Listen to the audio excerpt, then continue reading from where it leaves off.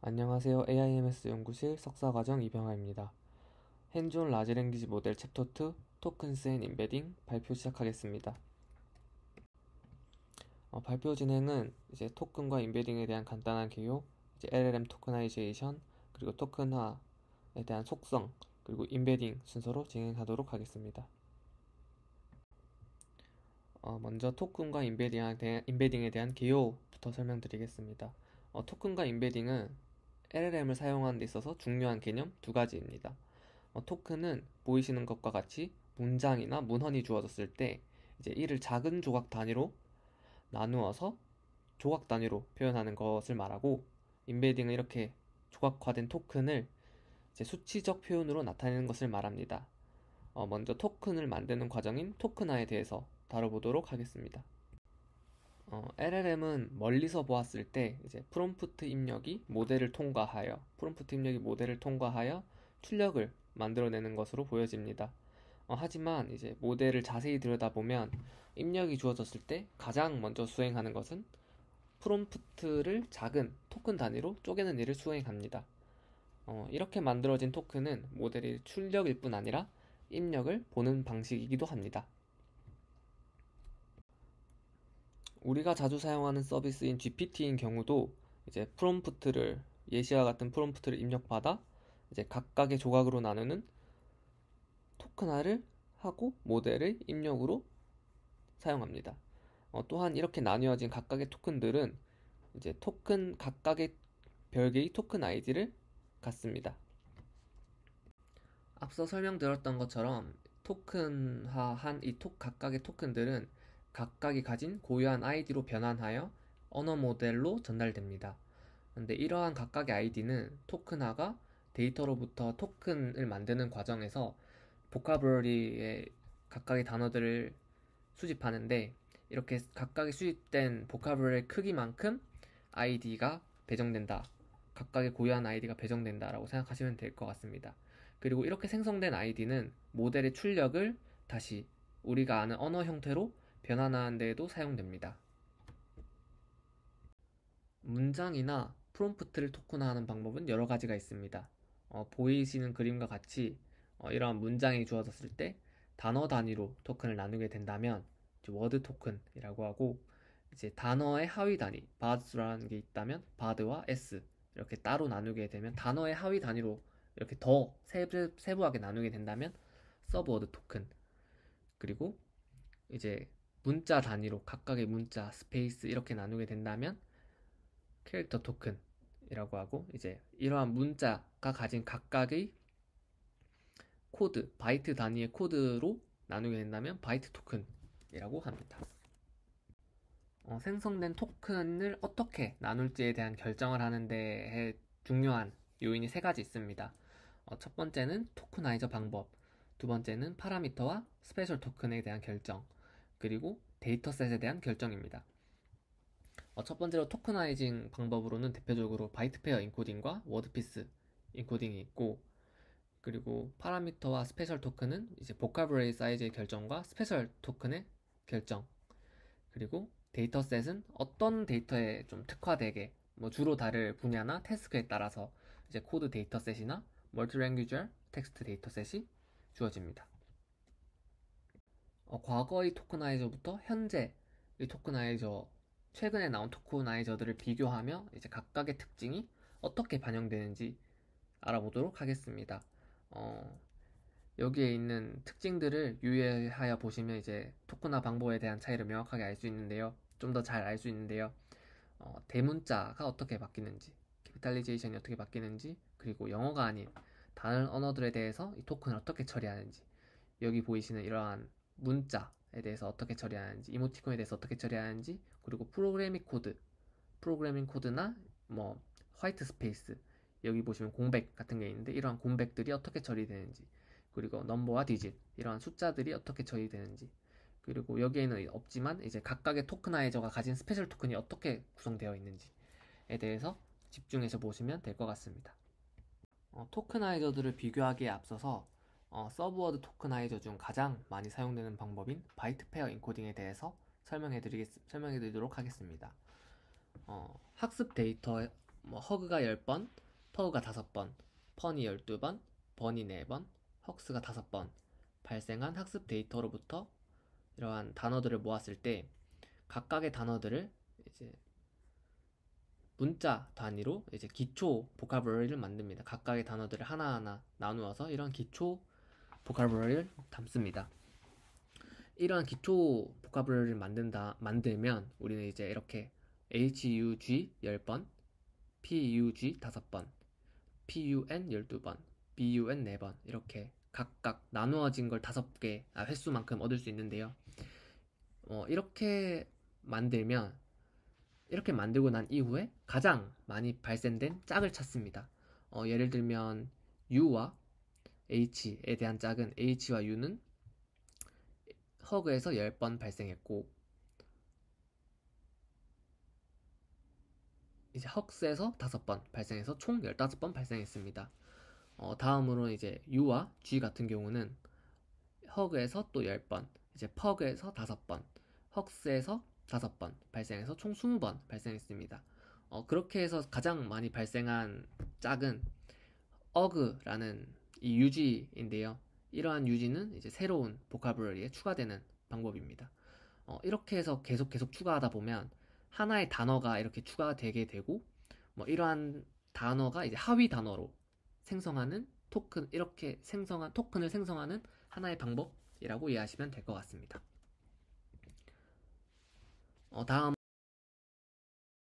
다음으로는 워드피스 방법인데요. 워드피스 방법도 이제 BP 앞서 말씀드렸던 바이트 페어 인코딩과 유사한데 이제 다른 점이라고 하면 아까 바이트 페어 인코딩은 보셨던 것과 같이 이제 빈도 기반으로 이제 다 토큰을 생성하는데요. 이제 워드피스는 이제 라이클리후드 기반으로 토큰을 생성한다 라고 생각하시면 될 것 같습니다. 그리고 또 하나의 차이점은 이제 바이트 페어 인코딩 같은 경우는 이제 아는 단어가 예를 들어 머그라는 단어가 앞선 데이터셋에서 머그라는 단어가 나왔을 때 앞선 데이터셋에서는 머그가 없기 때문에 이제 저희는 머그를 처리할 수 없습니다. 근데 하지만 이제 어그라는 게 보카블러리에 들어갔었잖아요. 그래서 이제 머그가 M은 이제 unknown 토큰으로 처리가 되고 어그를 이렇게 처리하는 반면 워드피스는 이렇게 모르는 단어가 생기면 이제 unknown 토큰으로 모두를 다 같이 unknown 토큰으로 처리하는 특성이 있습니다. 첫 번째로 버트, uncased 모델에 대해서 설명드리도록 하겠습니다. 토크나이저 방법은 아까 말씀드렸던 워드피스 방법이고 이 워드피스 방법도 서브 토크나이저, 서브워드 토크나이징 방법입니다. 보카블러리 사이즈는 3만 정도 되고요. 이제 버트가 가진 스페셜 토큰은 다들 아시겠지만 unknown 토큰, separate 토큰, 패딩 토큰, 클래시피케이션 토큰, 마스크 토큰으로 나누어집니다. 보이시는 것 같이 이제 버트의 경우는 줄바꿈이 사라졌고 이제 모든 텍스트가 소문자로 변환되어서 처리된 것을 볼 수 있습니다. 그리고 이제 하위 단어 두 개로 나뉘어진 것을 볼 수 있는데요. 캐피탈리제이션이 캐피탈리제이션으로 나뉘어진 것을 볼 수 있는데 여기 앞에 샵샵의 경우는 이 두 단어가 하나의 단어다. 앞에 이제 공백이 없이 연결된 단어임을 뜻하는 토큰 의미한다고 보시면 될 것 같습니다. 샵샵이. 그리고 또 이모티콘이나 차이니스 중국어 같은 경우는 학습된 단어 보카블러리에 없어서 unknown 토큰으로 처리된 것을 볼 수 있습니다. 그리고 버트에서 약간 좀 중요한 토큰인 이제 클래시피케이션 토큰이 맨 앞에 있고 그리고 문단의 끝을 알리는 세퍼레이팅 토큰이 이렇게 배치된 것을 볼 수 있습니다. 다음으로 버트의 케이스드 모델입니다. 기존 아까 설명드렸던 버트와의 차이점은 이제 대문자를 처리한다는 게 가장 큰 차이점인데요. 아까와 달리 이제 캐피탈리제이션이라는 단어를 이제 대문자로 처리한 것을 볼 수 있습니다. 근데 다만 여기 이제 기존에는 두 개의 토큰으로 나뉘어졌다면 좀 더 많은 여러 개의 토큰으로 나뉘어진 것을 볼 수 있습니다. 다음으로 GPT-2입니다. GPT-2는 이제 아까 설명드렸던 바이트 페어 인코딩 방법으로 토크나이징 되었는데요. 이제 보카블러리 사이즈는 5만 정도입니다. 그리고 스페셜 토큰은 end of text 토큰을 사용하였습니다. end of text 토큰만을 사용하였습니다.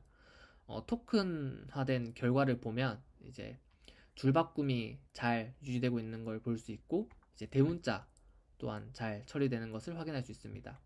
그리고 여기 보시면 아까 버트에서는 언노운 토큰으로 처리되었었는데, 이제 GPT 같은 경우는 이제 중국어를 여러 개의 토큰, 그리고 이모티콘을 또 여러 개의 토큰으로 표시한 것을 볼 수 있습니다.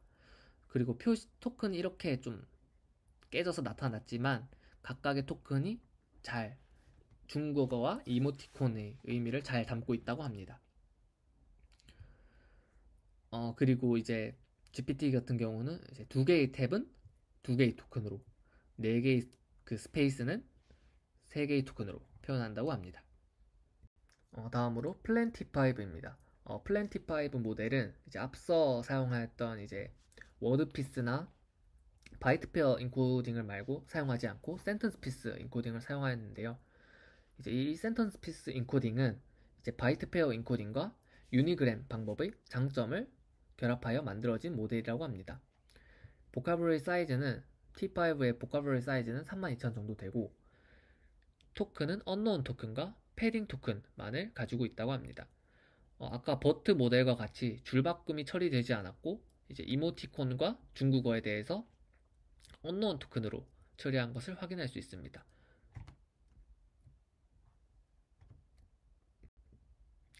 다음으로는 GPT-4입니다. GPT-4 모델 같은 경우는 2023년에 나왔고, 자주 아까 말씀드렸던 바이트 페어 인코딩을 사용하여 인코딩하였습니다. 보카블러리 사이즈는 이제 10만을 조금 넘는다고 하고요. 이제 GPT-2와 다르게 end of text 이 토큰 말고도 fill in mid 토큰이 3개 추가된 것을 확인할 수 있습니다. 이 fill in mid 토큰은 이제 문장의 중간중간 들어가서 생성을 할 때 뭐 중간중간 내용을 더 채워 넣는 역할을 수행한다고 합니다. 아까 GPT-2 모델보다 이제 대문자 처리를 좀 더 잘하는 것을 볼 수 있고요. 또 이제 코드 생성에 이제 스페이스를 어떻게 처리하냐가 좀 중요하다고 합니다. 그래서 보시다시피 이제 그 스페이스 공간을 하나의 토큰으로 처리했다고 하는데, 이제 설명에 의하면 이제 화이트 스페이스를 88개까지 하나하나 토큰으로 만들어냈다라고 합니다. 스타코드2입니다. 스타코드2는 바이트 페어 인코딩을 통해서 토크나이징 했고, 보카블러리 사이즈는 49,000 정도 됩니다. 그리고 스페셜 토큰은 GPT와 유사하게 end of text, 그리고 fill in mid 토큰 4개, 그리고 GPT와 다르게 이제 file name, repo name, star 이렇게 구성되어 있습니다. 아까도 말씀드렸지만 스타코드2는 이제 GPT-4와 유사한 구조를 유사하게 토크나이징 하고요. 이름에서도 알 수 있듯이 이제 스타코드2는 이제 코드를 생성하는데 특화된 모델이라고 합니다. GPT와의 좀 다른 점, GPT 모델과 유사한데 GPT와의 다른 점은 이제 토큰이 더 있다는 점도 있고요. 그리고 여기 보시면 아실 수 있듯이 이제 숫자가 하나하나에 각각의 숫자로 토커나이징 된 것을 확인할 수 있습니다. 기존에는 이제 600이라는 숫자가 있으면 600을 하나의 토큰으로 처리했었는데, 이제 스타코더2 같은 경우는 숫자 하나하나를 토큰으로 처리했는 것을 알 수 있습니다. 이렇게 숫자를 하나하나로 토큰화하여 처리를 하게 되면 이제 연산 같은 부분에 대해서 큰 이점이 있다고 합니다. 다음은 갈라시카입니다. 갈라시카는 이제 워드피스 방법으로 토크나이징 됐고요. 모델 크기는 29,000 정도 됩니다. 스페셜 토큰으로는 이제 unknown 토큰, separate 토큰, 패딩 토큰, 이제 클래시피케이션 토큰, 마스크 토큰으로 이제 버트와 유사한 토큰을 가지고 있는 것을 알 수 있습니다. 갈라시카 모델 같은 경우는 이제 지식과 혹시 좀 문헌 이러한 데에서 좀 전문적인 지식에 대해서 좀 특화된 모델이라고 보실 수 있고요.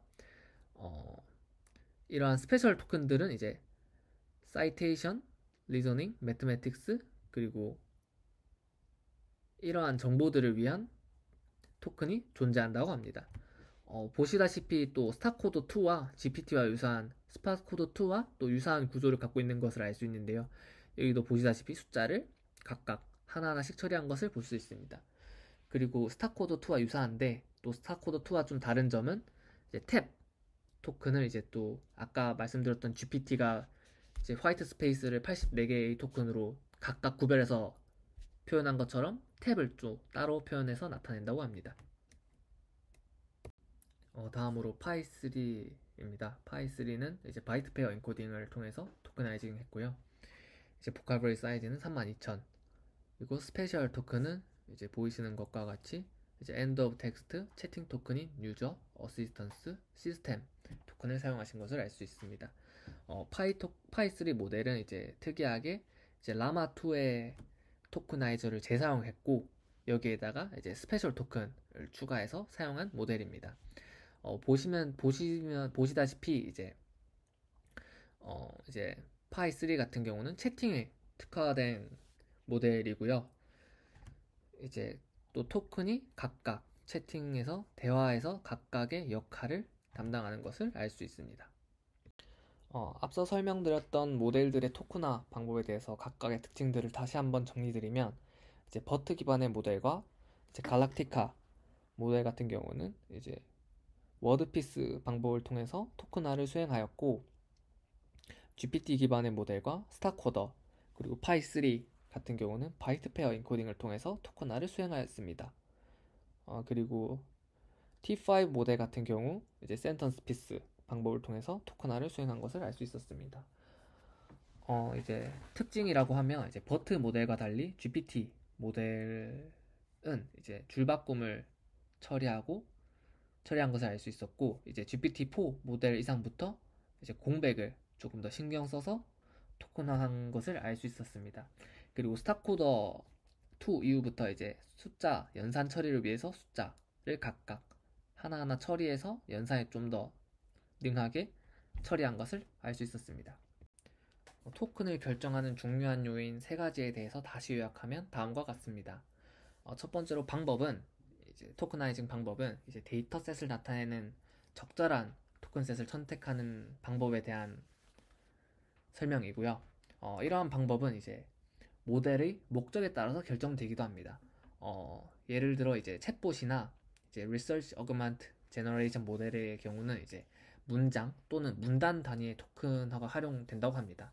근데 하지만 저희가 보통적으로 사용하는 경우는 이제 대부분 서브워드 토크나이저 방법을 사용한다고 합니다. 다음으로는 파라미터입니다. 파라미터는 이제 아까 보셨다시피 보카블러리 크기라던가 이제 스페셜 토큰에 대한 선정, 그리고 대문자 처리, 그리고 뭐 각각의 숫자들에 대해서 처리하는 방법, 공백에 대한 처리 등이 될 수 있습니다. 그리고 마지막으로 이제 데이터에 대한 도메인은 이제 어떤 분야에 대한 결과물을 만들 것인가에 대해서 달라질 수 있는데요. 이제 같은 방법과 같은 파라미터를 선택했더라도 이제 토크나이징 방법과 같은 파라미터를 설정했더라도 이제 데이터셋에 따라서 다른 토큰화 결과를 나타낸다고 합니다. 다음으로 임베딩입니다. 임베딩은 토큰에 대한 최적의 수치적 표현을 찾고 이제 학습 데이터셋에서의 복잡한 패턴을 이제 포착하는 것입니다. 토큰화의 단위에 따라서 이제 임베딩 크기가 달라지는데 문단 단위를 이제 문서 단위를 토큰화해서 임베딩을 하게 된다면 이제 도큐먼트 임베딩, 문장 단위로 임베딩을 하게 된다면 센텐스 임베딩, 그리고 이러한 문장이 주어졌을 때 각각의 토큰으로 나누어서 토큰이나 단어로 나뉘어서 단어 단위로 임베딩을 하게 된다면 워드 임베딩이고요. 이렇게 단어를 이제 하위 서브워드나 토큰 단위로 나누어서 토큰화를 임베딩을 하게 된다면 토큰 임베딩이라고 합니다. 텍스트 임베딩입니다. 아까 앞서 말씀드렸다시피 이제 임베딩은 이제 목적에 따라 달라질 수 있다고 했는데 보통적으로 이제 텍스트 임베딩 같은 경우는 이제 LLM의 특정 응용 분야의 필요에 의해서 이제 문장 단위, 문단 단위, 이제 문서 단위의 이제 임베딩이 수행된다고 합니다. 이는 앞선 장에서 그림에서도 보았듯이 이제 입력 단위를 하나의 토큰으로 만드는 과정을 수행하는데요. 이렇게 하나의 토큰으로 된 것을 이제 뭐 리서치 어그멘트 제너레이션이라던가 이제 챗봇이라던가 이런 태스크에서 활용을 합니다. 다음으로 워드 임베딩입니다. 워드 인베이딩도 이제 요즘 LLM에서 거의 사용하지 않지만 이제 특정 도메인, 이제 예를 들어 추천 시스템이라던가 이제 로보틱스 분야에서 주요로 사용되는 방법입니다. 이제 대표적으로 워드 투 벡터라는 알고리즘이 있는데요. 이제 이 워드 투 벡터는 이제 분류 태스크를 수행함으로써 인베딩을 생성한다고 합니다. 이는 이제 단어가 공통적으로 나오는 맥락에서 이제 늘 나오던 맥락에서 나오는 단어인지 아닌지에 대한 분류를 수행함으로써 이제 인베딩을 수행하고요. 이제 다음에서 워드 인베딩 알고리즘인 워드 투 벡터에 대해서 더 자세히 다뤄보도록 하겠습니다. 워드 투 벡터의 핵심적인 개념은 이제 스킵그램과 네거티브 샘플링입니다. 첫 번째로 다음과 같은 문장의 예시가 있을 때 이런 the word fact algorithm is a 라는 단어들을 창으로 가두고 이 창에서 알고리즘을 아웃풋으로 하고 이제 the word fact is a를 인풋으로 하여 이제 이러한 인풋을 주고 알고리즘을 맞추는 방법은 이제 continuous back of word 방법이고요. 이와 반대로 이제 알고리즘이 입력으로 주어졌을 때 주변 단어인 word to vector, the, is, a 라는 게 이제 주변 단어임을 맞추는 태스크가 이제 스킵그램이라고 보시면 될 것 같습니다. 저희는 이렇게 수집한 문서들에 대해서 슬라이딩 윈도우 방법을 적용해서 이제 텍스트로부터 트레이닝 데이터를 얻을 수 있습니다. 이렇게 슬라이딩 윈도우 방법을 통해서 윈도우가 지나가면서 이렇게 테스트 데이터, 트레인 데이터가 생성된 것을 확인할 수 있습니다. 이렇게 생성한 데이터셋에서 이제 그러니까 다음에 올 단어 자체를 예측을 하게 되면 이제 계산 컴퓨팅 리소스가 너무 많이 소요됩니다. 그래서 이제 기존 이제 단어를 예측하던 태스크에서 두 입력 단어와 아웃풋 단어 두 개가 주어졌을 때 이 두 단어가 유사한 의미를 갖고 있는가, 유사한 문단에서 나타난 단어인가를 예측하는 태스크로 바꾸어서 워드 투 벡터에서는 진행합니다. 단어가 주어졌을 때 이제 주변 단어를 이웃 단어를 예측하는 태스크에서 두 단어를 주고 이 두 단어가 이웃인지 아닌지에 대한 예측 태스크로 바뀌게 됨으로써 약간의 문제가 발생합니다. 기존 수집한 데이터셋에서는 이제 두 단어를 주고 이게 이웃인지를 맞추게 되면 두 단어가 모두 정답인 경우가 발생하는데요. 이러한 문제를 해결하기 위해서는 이제 네거티브 샘플링이라는 것을 수행해야 합니다. 네거티브 샘플링이란 이제 생성한 두 단어 말고도 이제 오답을 일부러 끼워 넣어서 이제 분류 태스크를 수행할 수 있게끔 하도록 하는 이제 그냥 네거티브 샘플을 추가하는 방법입니다. 이때 이 네거티브 샘플이 굳이 이 두 페어와 얘네들은 이웃의 의미를 담고 있잖아요. 근데 이 두 단어가 굳이 서로 반대의 뜻을 담고 있을 필요는 없다고 합니다. 이 두 단어가 반대의 뜻을 담고 있지 않아도 이제 분류를 하는 것만으로도 이 주변 단어의 맥락을 인베딩을 학습할 수 있다고 합니다. 앞서 설명드렸던 스킵그램 방법과 슬라이딩 윈도우 기법으로 이제 데이터셋을 만들고 이렇게 생성된 데이터셋에 네거티브 샘플을 추가하여 이제 워드 투 벡터가 학습을 수행합니다. 이때 인베딩 매트릭스와 컨텍스트 매트릭스 두 개를 구분하여 관리하는데 이제 인베딩 매트릭스는 이제 예측의 주체가 되는 단어이고요. 이 맥락상 주변 단어가 이제 컨텍스트 벡터 이 매트릭스에서 각각의 인베딩을 뽑아내서 이 두 벡터가 유사한지에 대한 클래시피케이션을 수행합니다. 이렇게 클래시피케이션을 수행하게 되면 각각의 에러가 나오는데 이 에러를 전파함으로써 이 각각의 인베딩이 학습이 된다고 합니다. 이렇게 학습한 워드 투 벡터는 이제 보이시는 그림과 같이 빌딩 하우스, 이제 cat, dog, puppy, apple, banana, baby, adult와 같이 유사한 것은 유사한 것끼리, 다른 것은 서로 멀어지도록 학습한 것을 볼 수 있습니다. 하지만 이러한 인베딩 방법은 이제 같은 단어가 여러 개의 의미를 갖는 상황에서 잘 수행되지 않습니다. 그렇기 때문에 우리는 이제 맥락을 고려한, 이제 맥락을 반영한 인베딩에 대한 학습이 필요합니다. contextualized embedding 프로세스는 다음과 같고요. 이제 contextualized embedding의 대표적인 방법인 버트에 대해서 설명드리도록 하겠습니다. 버트의 경우는 이제 보시는 그림과 같이 토큰 임베딩, 세그먼트 임베딩, 포지션 임베딩 이렇게 이 세 개를 합해서 모델의 인풋으로 주어지는 것을 볼 수 있습니다. 토큰 임베딩 같은 경우는 이제 워드피스 방법을 통해서 토큰을 임베딩 했고요. 세그먼트 임베딩의 경우는 이제 여기 세퍼레이팅 토큰을 기준으로 이제 문단을 구분하는데 사용되고 있습니다. 그리고 포지셔널 임베딩은 다들 잘 아시다시피 이제 단어의 위치 정보를 담고 있는 임베딩이라고 생각하시면 될 것 같습니다. 그리고 이제 버트의 경우는 이제 마스크드 랭귀지 모델링과 넥스트 센텐스 프리딕션을 통해서 맥락을 학습합니다. 다음으로 이제 마스크드 랭귀지 모델링에 대한 프로세스인데요. 마스크드 랭귀지 같은 경우는 이제 토큰에다가 마스크 토큰을 하나 씌워서 이 마스크된 토큰을 예측하면서 이 주변 맥락을 학습하는 프로세스입니다. 다음으로는 이 넥스트 센텐스 프레딕션인데요. 이 넥스트 센텐스 프레딕션 같은 경우는 이 센텐스 A와 센텐스 B가 서로 같은 문장인지, 같은 맥락에서 사용되는 문장인지에 대해서 분류, 로직 클래시피케이션을 수행함으로써 이제 맥락을 학습을 수행한다고 합니다. 마지막으로 썸머리입니다. 토큰과 임베딩은 언어 모델에서 중요한 개념 두 가지입니다. 이러한 토큰을 만드는데 토큰의 크기를 결정하는, 토큰의 사이즈를 결정하는 중요한 요인 세 가지가 있는데요. 첫 번째로는 토크나이징 방법과 두 번째는 파라미터와 스페셜 토큰, 마지막으로는 데이터셋입니다. 토크나이징 방법으로는 이제 여러 가지 방법이 있는데 주로 서브워드 토크나이징 방법이 주로 사용되었고 이제 바이트 페어 인코딩 방법과 워드피스 방법이 주로 사용되었습니다.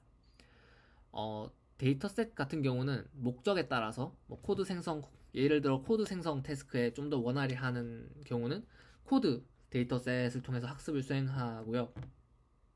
이제 스페셜 토큰 같은 경우도 예를 들어 채팅에 좀 더 특화를 하고 싶다. 그렇다면 이제 채팅 관련 이제 각 대화의 역할에 따른 토큰을 부여해서 그 해당 분야에 특화되게 하는 경우가 있습니다. 그리고 특히 그 코드 생성 분야에서는 화이트 스페이스의 처리가 중요한데요. 이러한 화이트 스페이스에 대한 토큰 처리를 다르게 함으로써 조금 더 좋은 성능을 나타낼 수 있었습니다. 토크나 방법에는 이제 문장, 단어, 단락, 여러 가지 임베딩 방법이 있었는데요. 대부분의 특수한 경우가 아니라면 이제 서브워드를 생성하는 컨텍스트 임베딩을 사용하여 해결하는 것을 알 수 있습니다.